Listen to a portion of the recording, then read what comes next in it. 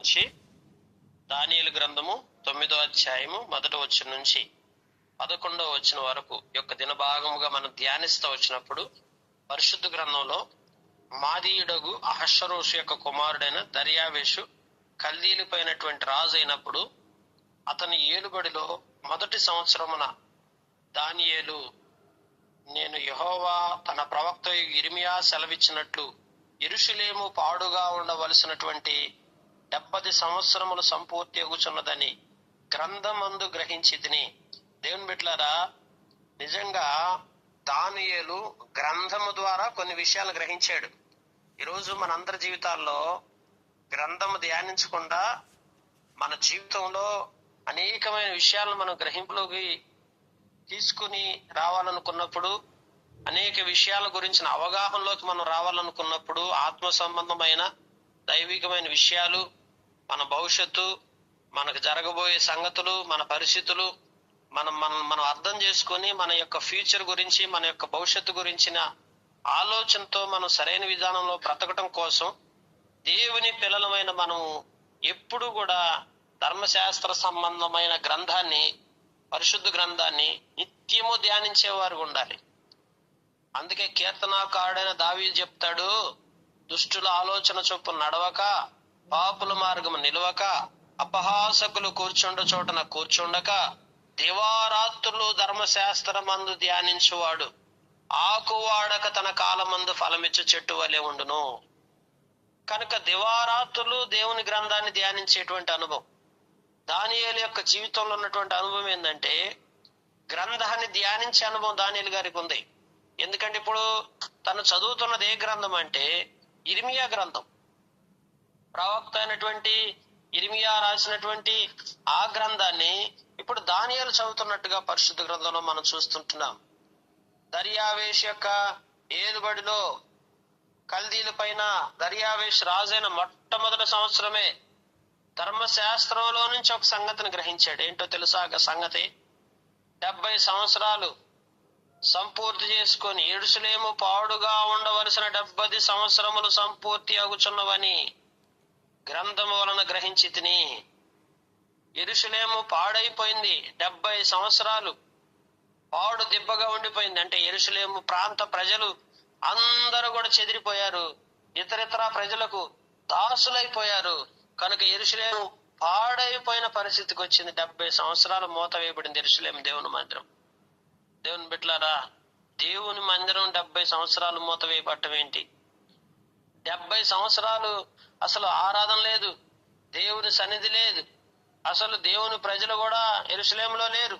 అంతా చెదిరిపోయి ఇతరితర వాళ్ళకి రాజులైపోయి, ఇతరితర రాజులకి బానిసలైపోయి వారి బ్రతుకంతా కూడా బాధతో కష్టముతో గడపాల్సిన పరిస్థితి వచ్చింది. ఎందుకు ఇంత భయానకమైన పరిస్థితి వారి జీవితాల్లో సంభవించింది?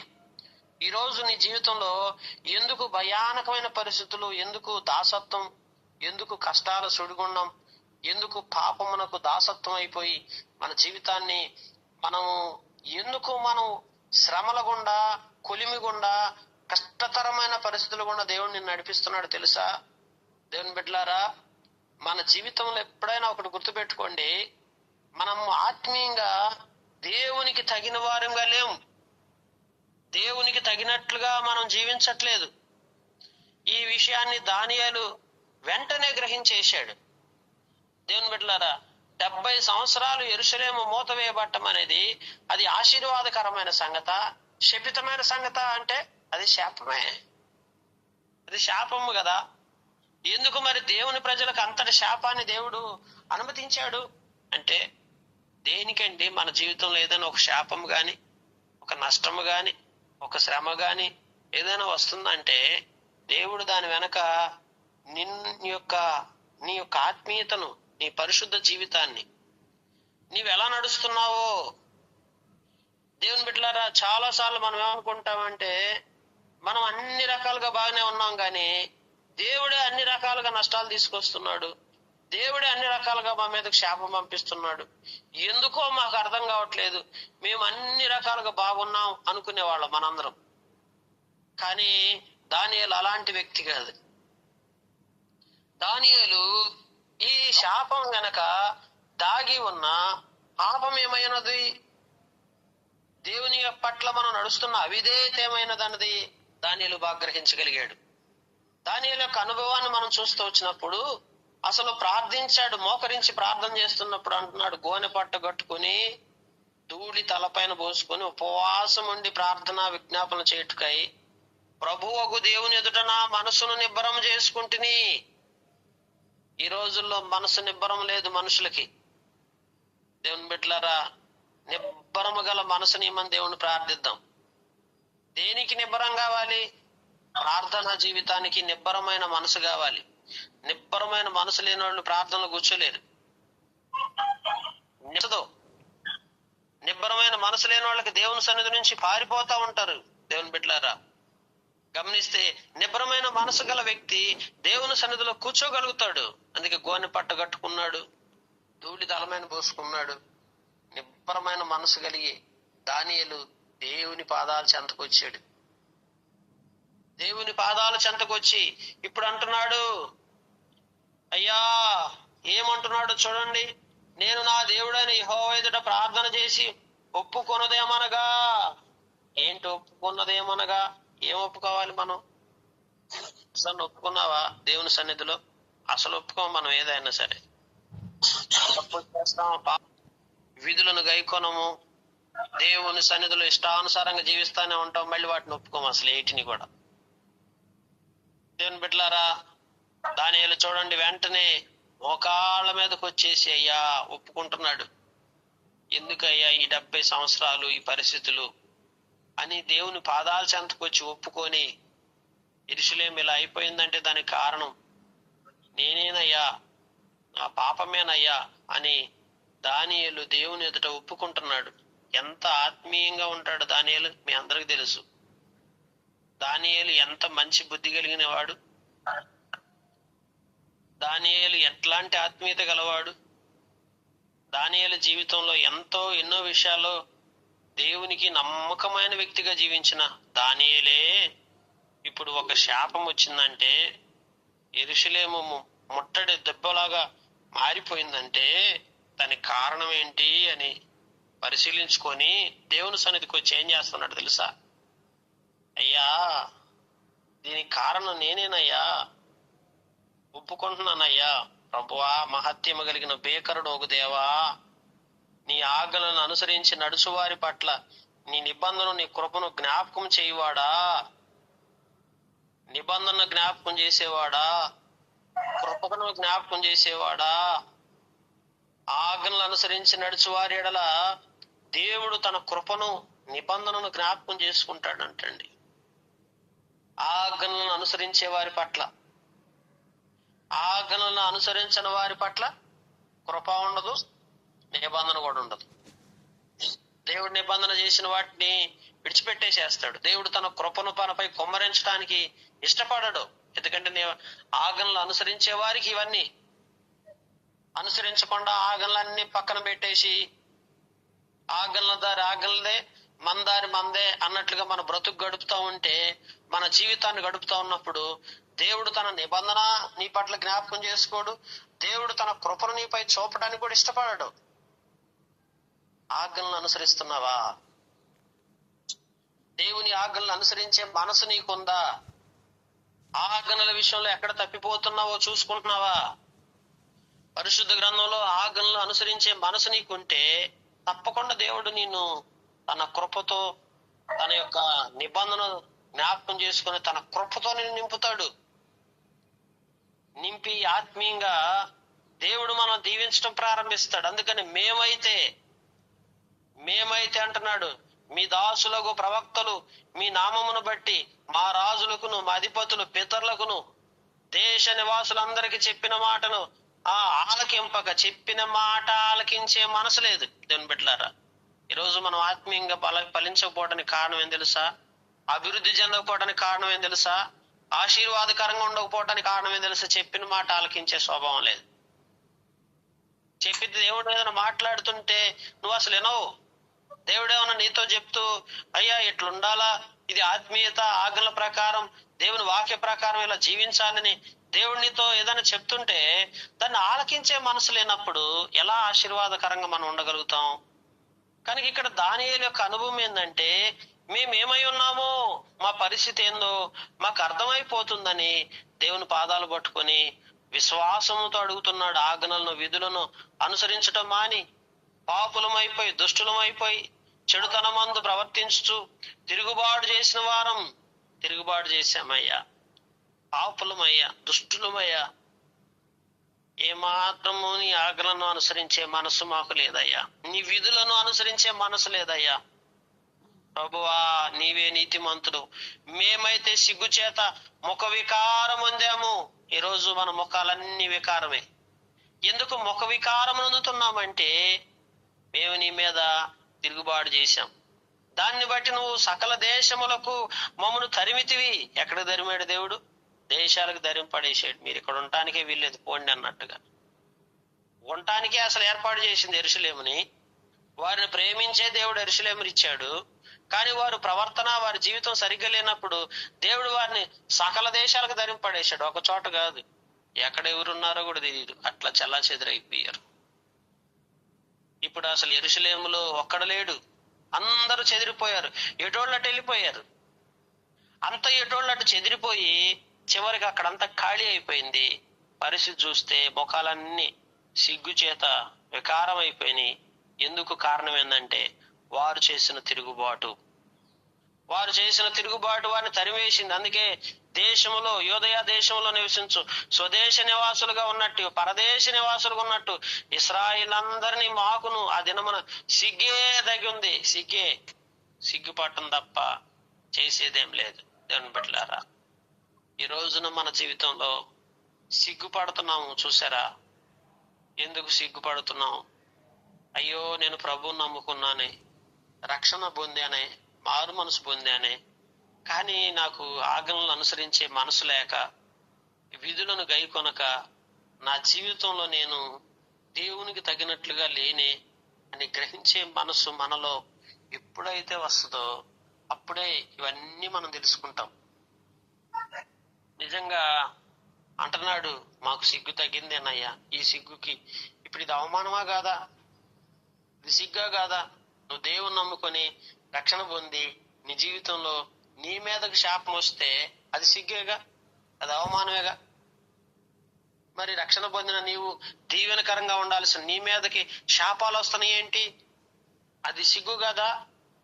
లోకంలో మనం చూసిన వాళ్ళందరూ మరి మన వైపు చూసి అయ్యో వీళ్ళేంది ఇట్లున్నారు అని మనల్ని అంటలేదా? అన్నప్పుడు మనకేమనిపిస్తుంది?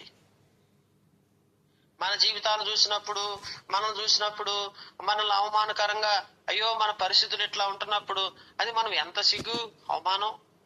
దేవుని బిడ్డలారా, అందుకే మన జీవితంలో దేవుని ఆజ్ఞలను, దేవుని విధులను మనం ఎక్కడ అనుసరించకుండా తప్పిపోతున్నామో దానిని మనం గ్రహించుకోవాలా.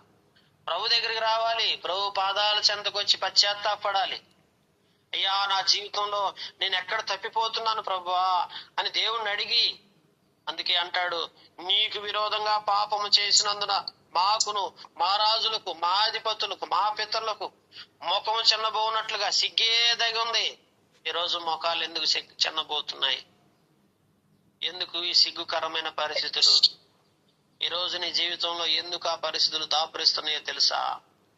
దేవుని ఆజ్ఞలను, దేవుని కట్టడలను, దేవుని విధులను సరైన విధానంలో మనం గైకొనకపోవటమే ఈ యొక్క స్థితికి అంతటి కూడా కారణం. నీ జీవితంలో ఏదైతే శాపం అనుభవిస్తున్నావో, ఏదైతే నష్టపోతున్నావో దానంతటికి కారణం మన యొక్క పాపమే, మన విధేయతే, మన పొరపాట్లే. అది మనం ఒప్పుకోవాలి. ఈ దినాల్లో అలా ఒప్పుకునే మనసు లేదు. ఎప్పుడైతే మనం ఒప్పుకోమో ఆశీర్వాదం ఉండదు. అందుకే 70 సంవత్సరాలు దేవుడు యెరూషలేముని ఎందుకు చెదరగొట్టేసి మూత వేసి పెట్టుకొని దేవుని మందిరము అక్కడ మంచి ప్రార్థన ద్వారా ఉజ్జీవింపబడి దేశానికి అదొక ప్రదేశం, అది ఒక శ్రేష్టమైన స్థలం, అది ఆశీర్వదించబడిన స్థలం. అది యెరూషలేము అంటే దేవుడు ఏర్పరచుకున్న స్థలం. ఆ స్థలంలో దేవుని ప్రజలతో ఎప్పుడూ ఉజ్జీవింపబడి ఆశీర్వదించబడి దీవెన చేత నింపబడుతూ ఆ మహిమను చూడాల్సిన స్థలం అది. అక్కడ ఏమైంది? ఇప్పుడు మూతేసి అదంతా కూడా లోపలంతా ఇక మనుషులు లేరు, తాళాలే పడ్డాయి. ఎంత బాధపడాల్సిన విషయం ఇది. ఈరోజు దేవుని మందిరం ఎందుకు ఈ పరిస్థితిలో ఉంటుంది? అయ్యో, దేవుని మందిరంలో ఉజ్జీవ జ్వాలలు రావాలి. దేవుని మందిరం నుంచి జనాంగము దీవెనలు అనుభవించాలి. ఆశీర్వాదకరంగా ఉండాల్సిన మన బ్రతుకులో ఈరోజు దేవుని మందిరానికి వెళ్తున్నాం అని పేరుకే గాని దీవెనలు ఉన్నాయా? ఆశీర్వాదం ఉందా? ఎందుకంటే చెప్పిన మాట వినేవారు లేరు. దేవుని బిడ్డలారా, దేవుడు మాట్లాడినప్పుడు, దేవుడు చెప్పినప్పుడు వినే జనాంగం కావాలి. ఆయన మాటకు విధే చూపించేవారు, ఆయన ఆజ్ఞలను అనుసరించేవాళ్ళు, ఆయన విధులను కట్టడలు అనుసరించి నడుచుకునేవారుగా మనం మార్పు చెందాలి. మార్పు చెందిన రోజున దేవుడు మన జీవితాల్లో సిగ్గు నుంచి బయటికి తీసుకొస్తాడు. అవమానకరమైన పరిస్థితుల నుంచి మనకు విజయాన్ని ఇచ్చి మనల్ని దీవించడం ప్రారంభిస్తాడు. నిజంగా అందుకే దేవుని వాక్యంలో ప్రవక్తల ద్వారా మాకు ఆజ్ఞలు ఇచ్చి అంటున్నాడు. చూడండి, తన దాసులకు ప్రవక్తల ద్వారా మాకు ఆజ్ఞలు ఇచ్చి వాటిని అనుసరించి నడుచుకున్న వాళ్ళని సెలవిచ్చిన గాని, దేవుడు తన దాసుల ద్వారా ఎన్నోసార్లు నీతో మాట్లాడాడు. చాలాసార్లు అనుకోవచ్చు, నాకేం తెలుసు, ఏ ఆజ్ఞలు తప్పిపోతున్నానో, ఏ విధులు అనుసరించట్లేదు, నాకు ఇంకా అర్థం కావట్లేదు అంటావు. దేవుడు ఎన్నిసార్లు మాట్లాడాడు నీతో, ఎన్నిసార్లు తన దాసుల ద్వారా, తన ప్రవక్తల ద్వారా నిరంతరం నీతో మాట్లాడుతూనే ఉన్నాడు కదా.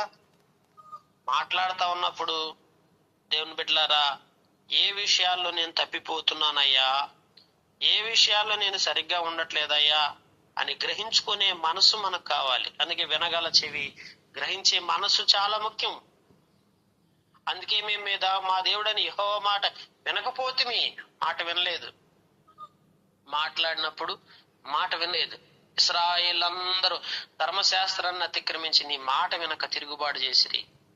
మేము పాపము చేసిది గనుక నేను శపించదనని నీవు నా దాసుడకు మోషే ధర్మశాస్త్రమందు ప్రమాణం చేసి ఉన్నట్లు ఆ శాపం మా మీద కుమ్మరించితివి.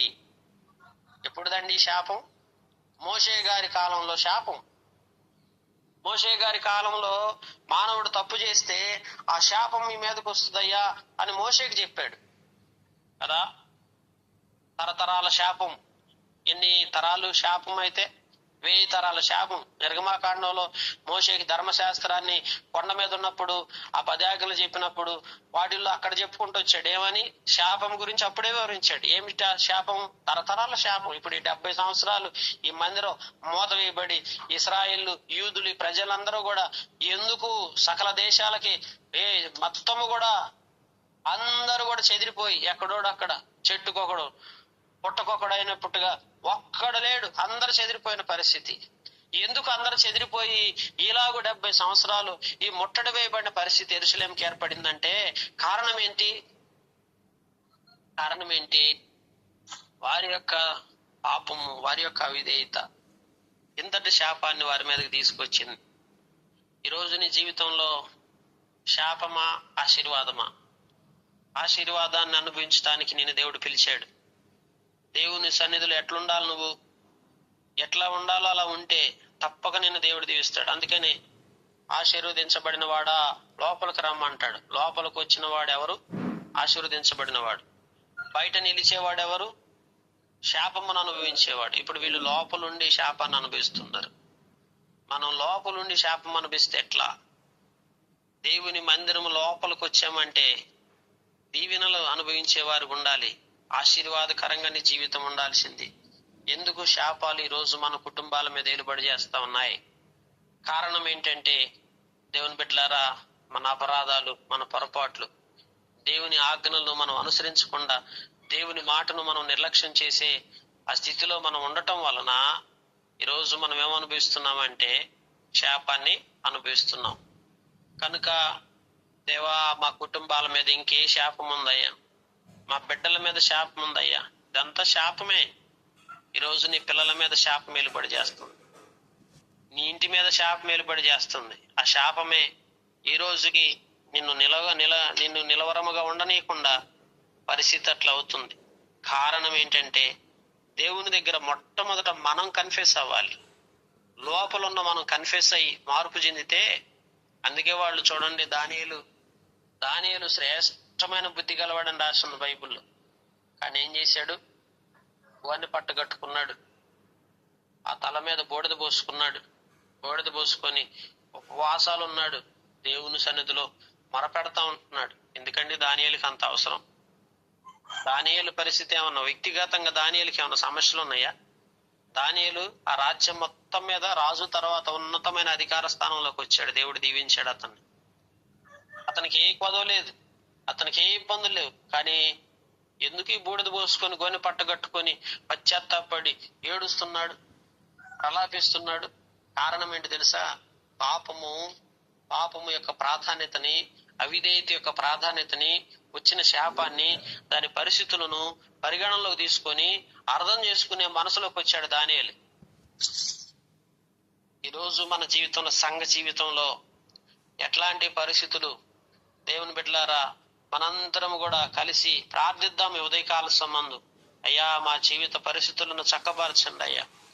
ఆనాడు ఎలుబడి చేస్తున్న శాపం ఈనాడు మా మీద ఎలుబడి చేస్తా ఉంది, మా పిల్లల మీద. ధర్మశాస్త్ర సంబంధంగా మోషేకి ఇచ్చిన శాపం ఈనాటికి మా మీద ఉంటే దాన్ని తొలగించమని దేవుని సన్నిధిలో మనం ఎప్పుడైతే మోకరించి ప్రార్థన చేస్తామో, దేవుడు మన జీవితాలను మరలా ఆశీర్వాదకరంగా చేసుకుంటూ వస్తాడు. పశ్చాత్తాపం అవసరం, విరిగి నలిగిన మనసు అవసరం, పరిస్థితిని అర్థం చేసుకోవటం మనకు చాలా ముఖ్యం. ఏ పరిస్థితుల్లో మనం ఉన్నామో కూడా గ్రహించుకోవటం కూడా చాలా అవసరం. చాలా సార్లు అసలు మన పరిస్థితి ఏందో మనకు అర్థం కాదు. ఈ పరిస్థితులకు కారణాలు ఏందో కూడా తెలుసుకో. కొన్నిసార్లు నష్టాలు, శాపాలు వస్తూనే ఉంటాయి. కానీ వాటి వెనుక దాగి ఉన్న దేవుడు ఎందుకు ఈ పరిస్థితిని అనుమతిస్తున్నాడా నా జీవితంలో అని గ్రహించే మనసు మనకు లేనప్పుడు మనం ఆత్మీయంగా ఎదగలేం, ఫలించలేం, దీవెనలు అనుభవించలేం. దేవుని బిడ్డలారా గమనించండి. ఆ రీతిగా దానియేలు ధర్మశాస్త్రాన్ని ధ్యానించడం ద్వారానే కదా మరి ఈ శాపం అంతా గ్రహించగలిగాడు. పరిశుద్ధ గ్రంథాన్ని చదవకపోతే, ధ్యానించకపోతే శాపం మనకు ఎట్లా అర్థమవుతుంది? కనుక ఉదయకాల సంబంధ ప్రభు సన్నిధిలో మోకరించి, అయ్యా బైబుల్ చదవట్లేదయ్యా, పరిశుద్ధ గ్రంథాన్ని అసలు ధ్యానించే మనసు నాకు లేదయ్యా, ధ్యానించకపోవటం వల్ల ఏ శాపగ్రస్తమైన స్థితి నాకు జీవితంలో అర్థం కావట్లేదు అని ప్రభు దగ్గర ఒప్పుకొని ఇక నుంచైనా ఉపవాసాలుండి పరిశుద్ధ గ్రంథాన్ని ధ్యానిస్తా, ఎక్కడ నష్టపోతున్నామో, ఏ శాపం వెనుక ఏమి దాగి ఉందో, నష్టం వెనుక దాగి ఉన్న రహస్యం ఏమైందో గ్రహించుకొని, అయ్యా నా జీవిత విధానాన్ని మార్చుకుంటాను, సరిదిద్దుకుంటాను అని దీవించమని నువ్వు దేవుని పాదాల చెంతకు వచ్చినట్లయితే లోపల ఉన్న నిన్ను దీవెనల చేత నింపుతాడు. సంఘము వెలుపట, సంఘము లోపట. ఇప్పుడు మనం ఎక్కడున్నాం? లోపట ఉన్నామా, బయట ఉన్నామా? మనం బయట లేము, లోపలికి వచ్చాం. లోపల ఉన్న మనకి దేవుడి దీవెనలను అనుభవించే స్థితిని దేవుడు తీసుకొస్తాడు. కనుక ఆ రీతిగా మనం దేవుని పాదాల చెంతకు వచ్చి దేవుని సన్నిధిలో ఆశీర్వాదకరంగా చేయబడలాగా దేవుడి మాటలు దీవించునుగాక.